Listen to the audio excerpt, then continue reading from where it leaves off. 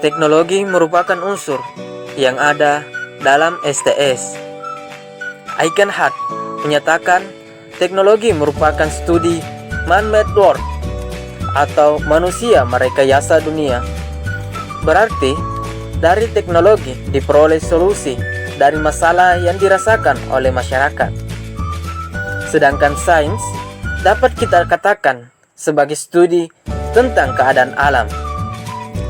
Sebagai hasil sains merupakan penjelasan tentang fenomena alam. Hart memberikan hubungan antara sains dan teknologi sebagai simbiosis. Teknologi menerapkan konsep sains dan teknologi menghasilkan instrumen, teknik baru, dan kekuatan baru bagi sains. Masyarakat merupakan unsur berikutnya dari STS. Pada abad keempat, pendidikan IPA dan teknologi dulunya tidak pernah dikaitkan. Dalam artian bahwa pendidikan IPA itu hanyalah pendidikan IPA tanpa teknologi, dan teknologi hanyalah teknologi tanpa IPA. Akan tetapi, sekarang IPA itu sering dikaitkan dengan teknologi. Artinya apa? Bahwa IPA itu diterapkan atau dikaitkan dengan teknologi untuk memecahkan masalah yang terjadi di masyarakat. Sains dan teknologi itu saling melengkapi antara satu dengan yang lain. Sebab penemuan dalam sains itu memungkinkan pengembangan teknologi. Jadi, dengan demikian, hendaknya perubahan pendidikan sains dan teknologi harus merefleksikan atau mengarahkan kepada hubungan antara sains dan teknologi dengan masalah yang dihadapi manusia dalam kehidupan sehari-harinya.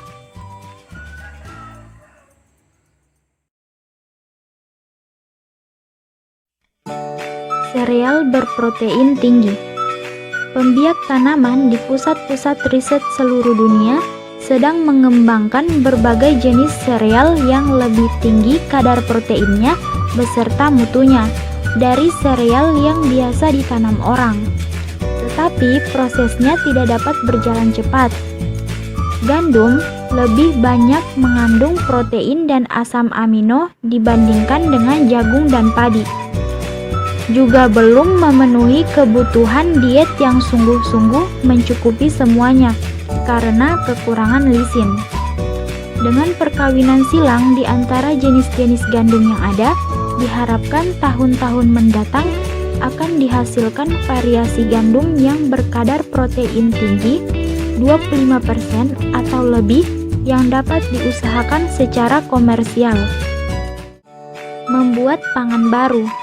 Berkat perkembangan ilmu pengetahuan dan teknologi sekarang, sudah ada produk yang dijual di pasaran, yaitu sejenis minuman dan penyediaan diet berprotein tinggi.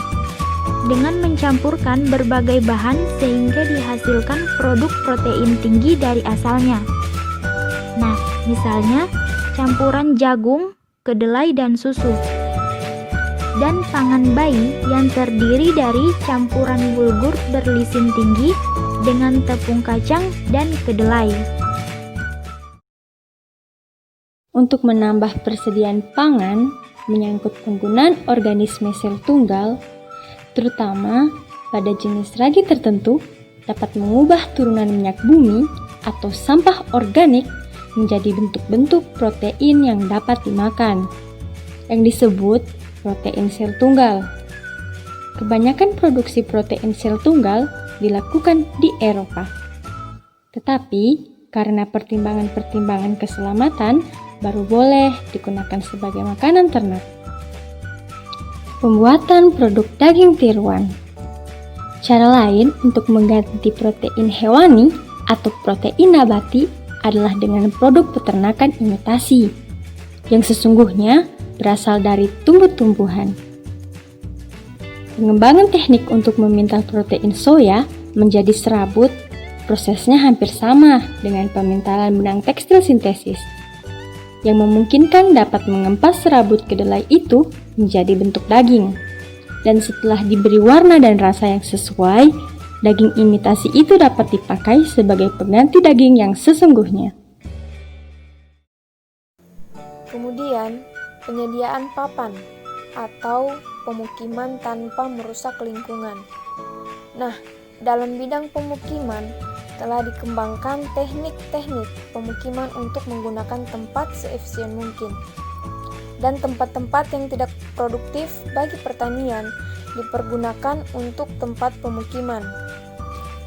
Nah, selanjutnya penyediaan sandang, yaitu bahan sandang utama mula-mula diambil dan dibuat dari serat alam yang berasal dari tumbuh-tumbuhan seperti kapas, katun, serta serat nanas dan sebagainya. Kesehatan. Berkat kemajuan IPA dan teknologi dengan ditemukannya mikroskop, sinarnya antibiotik, obat-obat bius, transplantasi, vaksinasi, bidang kedokteran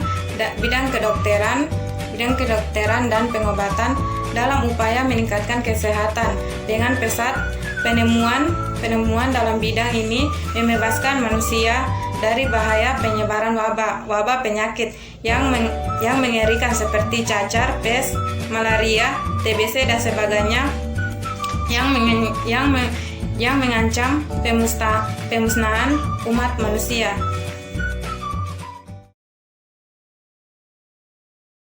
IPA dan teknologi dalam penyediaan energi. Berkat kemajuan IPA dan teknologi sekarang telah dapat diupayakan adanya sumber energi lain, yaitu sumber alternatif. Sumber daya energi alternatif tersebut adalah energi nuklir sebagai sinar yang dipancarkan oleh matahari, energi geotermal, energi angin, gelombang pasang surut, biogas yang memanfaatkan limbah organik. Adapun sumber energi alternatif lain yang memperoleh perhatian adalah biogas yang diperoleh dari fermentasi kotoran manusia, hewan, dan sampah organik. Sistem biogas yang dibangun di pedesaan atau kampung, kecuali untuk menghasilkan bahan bakar untuk mencukupi kebutuhan rumah tangga, juga mempunyai pengaruh baik terhadap kesehatan, lingkungan, dan sungai-sungai bebas polusi. 세상에서 잊을러 I love you 너 사랑한다고 내 여자가 되어달라고 눈부셔 always you're my